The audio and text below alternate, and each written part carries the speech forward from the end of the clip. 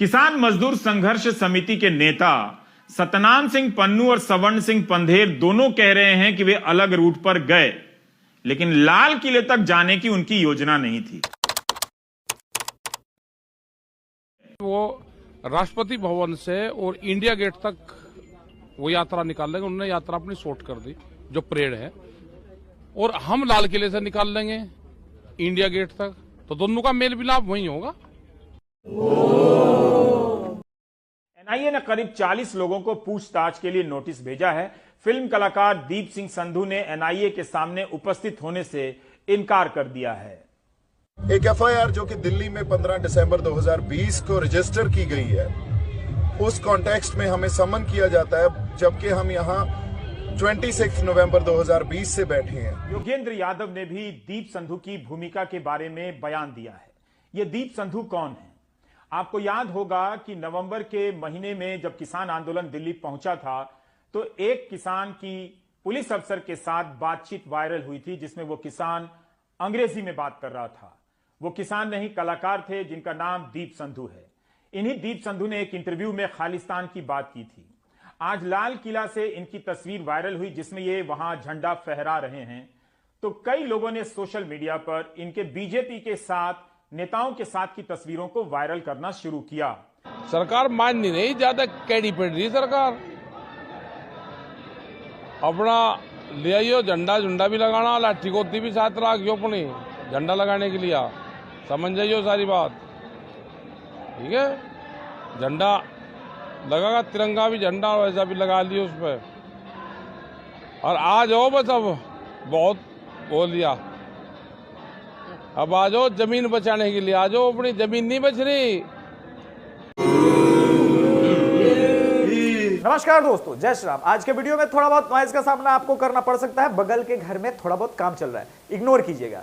Video शुरू करते हैं। वीडियो को आज 4 पार्ट में रखेंगे। राकेश डकैत के आंसू और उसके प्रभाव, नैरेटिव जो पिछले 6 साल से वामपंथी मीडिया सेट करने की कोशिश की जा रही है, और इस किसान आंदोलन, तथाकथित किसान आंदोलन से अब ये जाति वाले आंदोलन में जब शिफ्ट हुआ है, तो सरकार क्या करे, और किसान बिल क्या इस देश में इतना जरूरी हो गया है। ऐसे सब्जेक्ट को टच करना जिससे ये देश में आग फैलाने का, आग लगाने का इनको बहाना मिल जाए, इन सब के बारे में बात करें।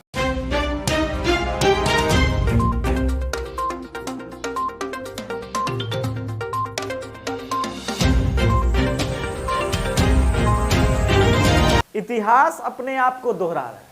लाहौर में हमारे पूर्वज थे, कराची में थे, पाकिस्तान में हैदराबाद में थे, बलूचिस्तान में थे, मगर वो थे। वहां से पलायन क्यों हुए, इस बारे में सोचिएगा। लेकिन भारत में जब मैं कहता हूं कि कितने पाकिस्तान, ये अक्सर मैं सवाल उठाऊंगा, वो भारत के अंदर कितने पाकिस्तान है, तो उस पर चुप्पी छा जाती है।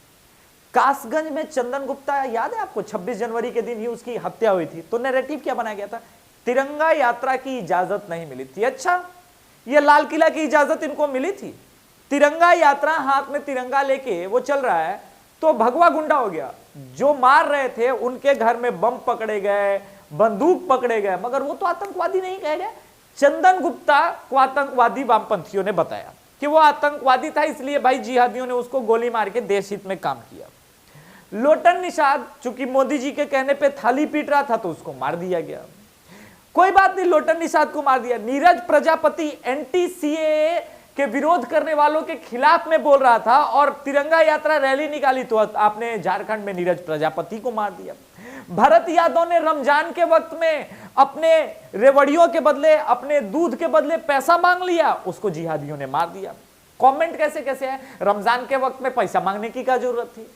तो नाम तो कई है, डॉक्टर नारंग है, कितने नाम कीजिएगा, अंकित सक्सेना है, नाम तो लंबे लंबे हैं और कई हैं। अभी दिल्ली का अंकित आईबी ऑफिसर है, तो नाम तो लगातार हैं। इस नाम में आपने सुना कि सभी किसान नेता राकेश डकैत के पास मिलने जा रहे हैं। आपने सुना होगा, केजरीवाल दौड़ा, अरे बाप पानी लेके जाना है भाई, राकेश डकैत रो रहा है। अखिलेश यादव के सिपाही जा रहे हैं, भग भग भग भग भग, हमें भी तो 2022 का रन दौड़ना। जो जल्दी राकेश डकैत के पास पहुंचेगा, जाटों का वोट उसकी तरफ जाएगा। इसमें तो भाई आरएलडी के नेता कैसे पीछे रहते, वो भी पहुंचे, भग भग भग भग भग, वो भी पहुंच गए भग के। तो आप लेकिन यह समझिए, इनमें से कोई भी बंदा उन 400 पुलिस कर्मचारियों के पास पहुंचा जो दिल्ली पुलिस के हैं और उस दिन घायल हुए थे इनके द्वारा हमले में? अच्छा, ये आतंकवादी हमला नहीं था, माइंड यू, ठीक है। ये आप में से कोई नेता सुना कि भाई राहुल गांधी भग के गया हो, बोला अरे यार कैसे दिल्ली पुलिस वालों हो, कैसे हो? देश का गृह मंत्री तो मिलने गया था, भाई वो तो भाजपा का आदमी है, वो तो एंटी नेशनलिस्ट है, किसान विरोधी है, तो जाएगा ही दिल्ली पुलिस वालों से मिलने के लिए।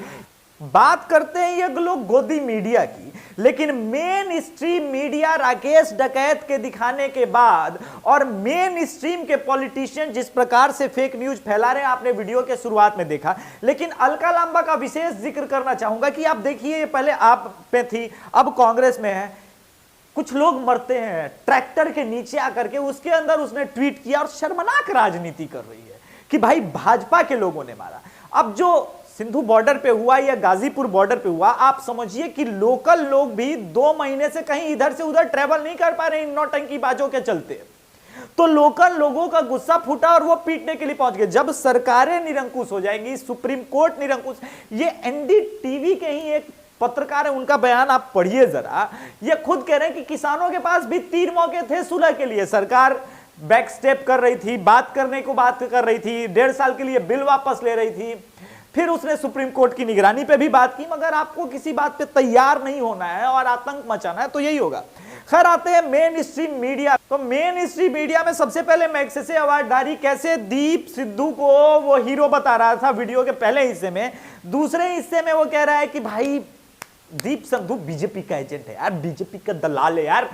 ये कमाल है, हिपोक्रेसी है। राकेश टिकैत के साथ वो भी आंसुए बहा रहा है। राकेश डकैत, सॉरी स्क्रिप्ट में डकैत ही था। राकेश डकैत के साथ बदतमीज कुमार भी लगातार टेसुए बहा रहा है। बताइए, राकेश डकैत पे इतना बड़ा घोर इल्जाम।